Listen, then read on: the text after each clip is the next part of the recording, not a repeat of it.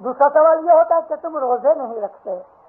ہماری بھی کچھ بھولیں ہیں تو صحیح ہیں، اور وہ یہ ہے کہ رمضان مہینے کے اندر ہم ان کے سامنے کھانا کھاتے ہیں، یہ ظاہر کرنے کے لیے بچو تم روزے رکھو ہم کھاتے ہیں. ہمارا یہ ایٹیٹیوڈ برابر نہیں. رسول اکرم ایک دن بی بی فاطمہ کے گھر گئے.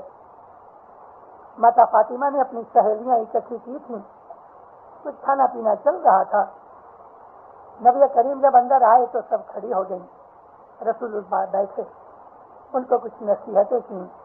رسول اکرم دیکھتے رہے کہ ان بھائیوں میں ایک عورت تھی جس کا چھوٹا بچہ تھا 6-8 مہینے کا، اور وہ اس وقت طوفان پہ چڑھا تھا، ہنس رہا تھا، ماں کی کان پکڑتا تھا، منہ پکڑتا تھا، وہ اس سے کھیل رہی تھی.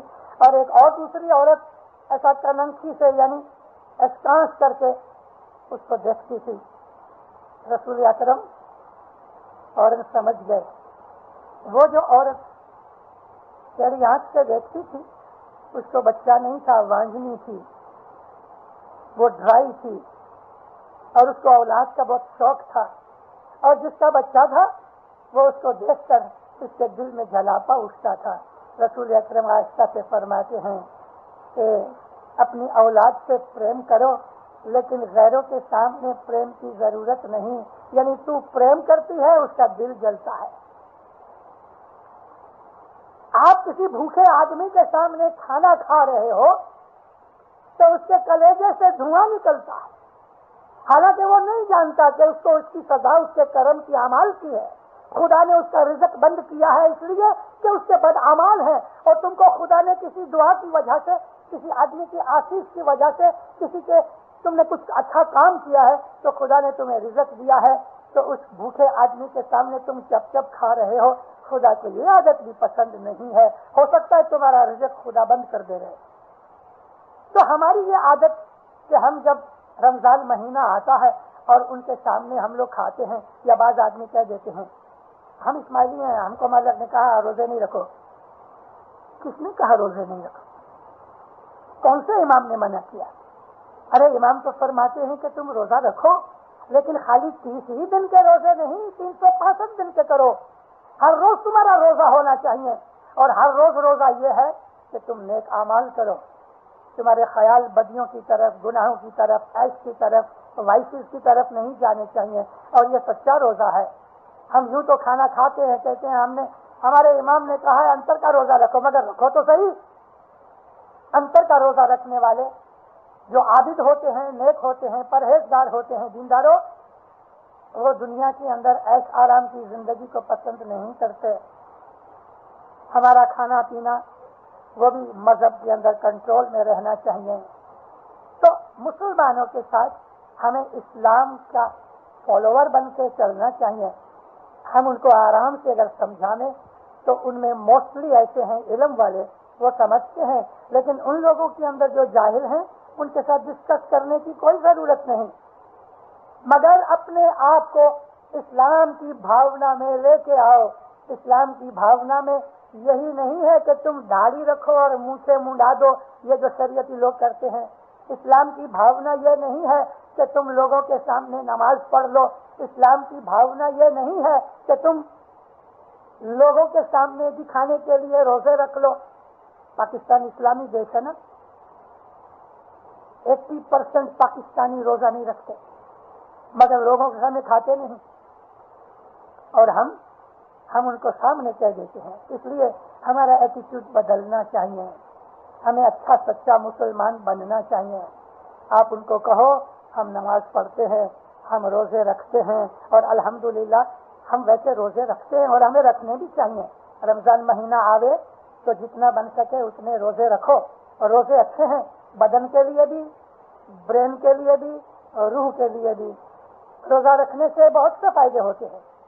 آدمی کا مزاج جو ہے نا وہ اس سے کنٹرول میں آ جاتا ہے. روزہ رکھنے سے انسان کی نظر صاف ہوتی ہے، بد نظری نہیں ہوتی، اس کو شہوت اور سخت نہیں رہتا. یہ بہت سی برائیاں بدیاں نکل جاتی ہیں.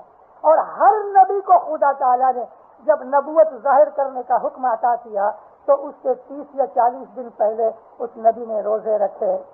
اور نبیوں کا روزہ یہ تھا کہ وہ 30 یا 40 دن تک رسول اکرم نے 30 دن رکھے، موسیٰ نبی نے 40 دن رکھے اور عیسیٰ نبی نے بھی 30 دن رکھے۔ تمام نبیوں کی ہسٹری دیکھ لو، انہوں نے 30 40 روزے رکھے اور یہ 30 دن یا 40 دن نہ انہوں نے کھایا، نہ پیا، نہ نیند کی، عبادت میں مشغول رہے۔ ہم کو بھی برس میں ایسا فرض کے طور پہ 2 روزے رکھنے کا حکم ہے، جس کو ہم شکرواری بیج کہتے ہیں۔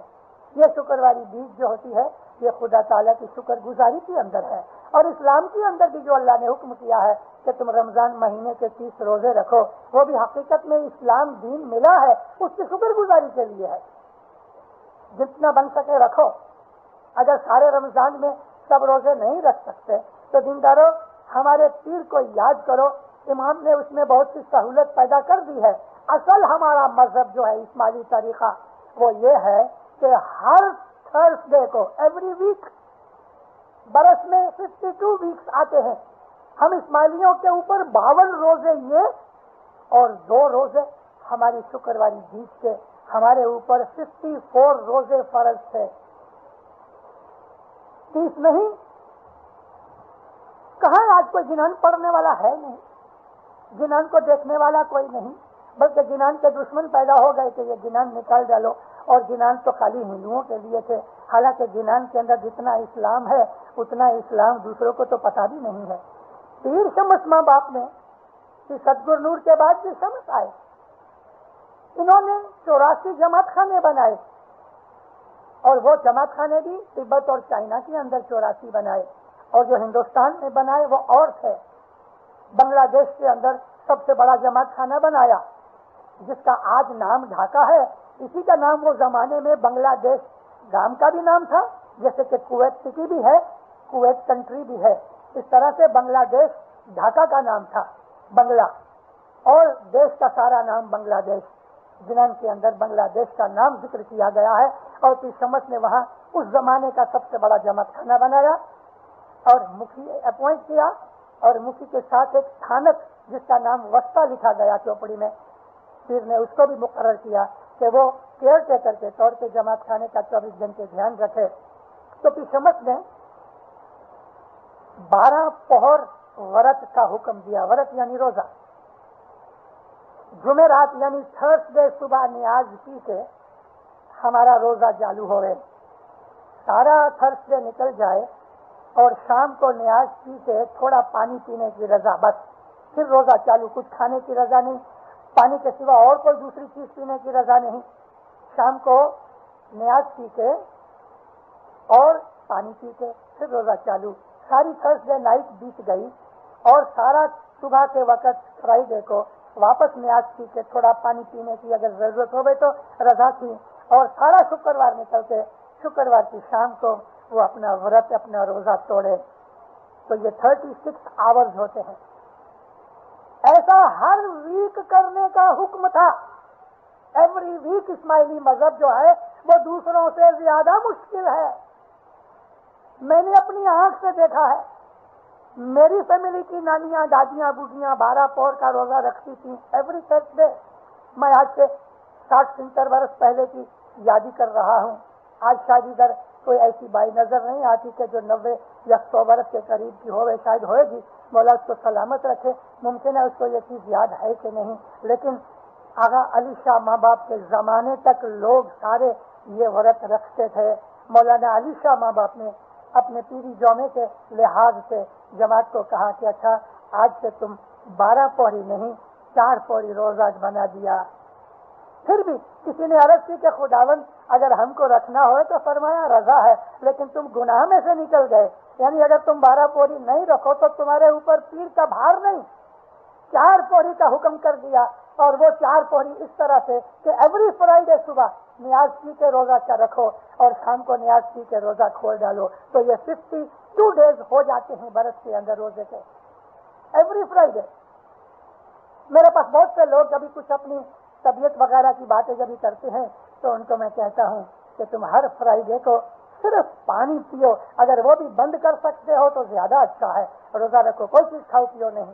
تب اسٹارٹنگ کرنی ہے، آپ کر کے دیکھو 6 مہینے، آپ کی روح کو کتنا فائدہ ہوتا ہے۔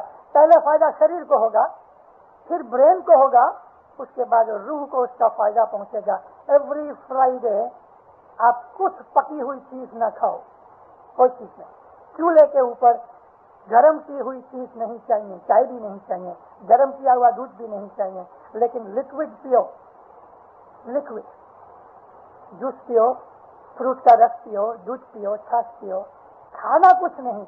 और चूल्हे पे गरम की हुई चीज नहीं खानी चाहिए। करके देखो, इसमें तो कोई मुश्किल नहीं।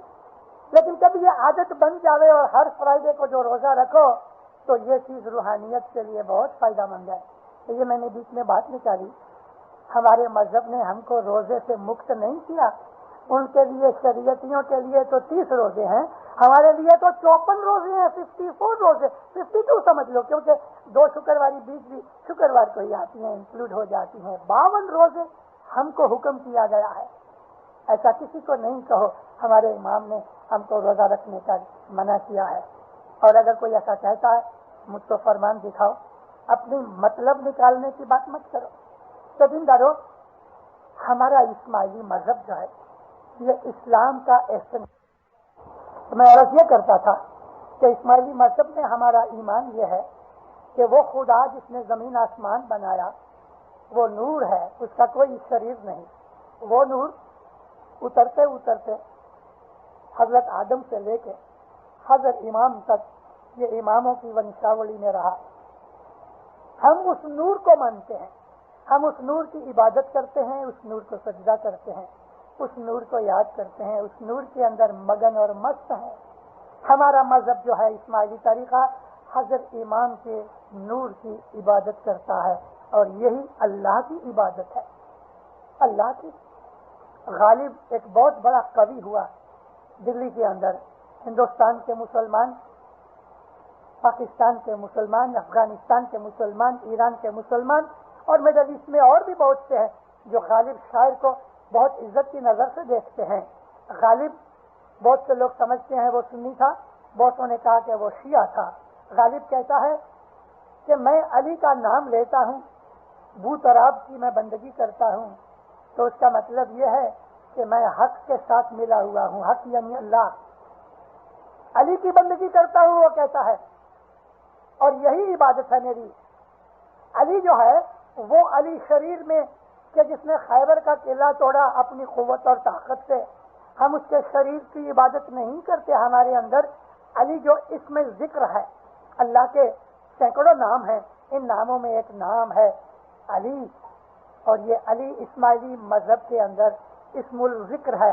हम अली को याद करते हैं, या अली मदद कहते हैं, उठते बैठते अली का विरद करते हैं। अली अली हक, अली हक, अली हक है। अली अली को याद करो, अली का विरद करो, आपके दिल के अंदर, आपके बदन के अंदर ताकत पैदा हो जाएगी, क्योंकि अली के साथ कुव्वत और ताकत का संबंध है। तो सारा दिन किसी न किसी तरीके से इमाम को याद करते रहें, बदियों बुराइयों से बचते रहें। मोमिनो, मजहब ईमान यह है कि हमारी बदियां बुराइयां मिटती जाने, बड़े नहीं बगैर घटती जाने। झूठ बोलना अच्छा नहीं, शराब पीना गुनाह है, किसी का हसद करना गुनाह है, किसी को गाली देना गुनाह है, पराई औरत और पराई मर्द के ऊपर बुरी नजर डाल के अपने मन को खराब करना, जिसको हम बदनजरी कहते हैं, गुनाह है। किसी का हक खा जाना गुनाह है, किसी को प्रॉमिस दे के तोड़ देना गुनाह है, किसी को दगा देना, फरेब देना गुनाह है, किसी के ऊपर आरोप लगाना गुनाह है, खोटी गवाही देना गुनाह है।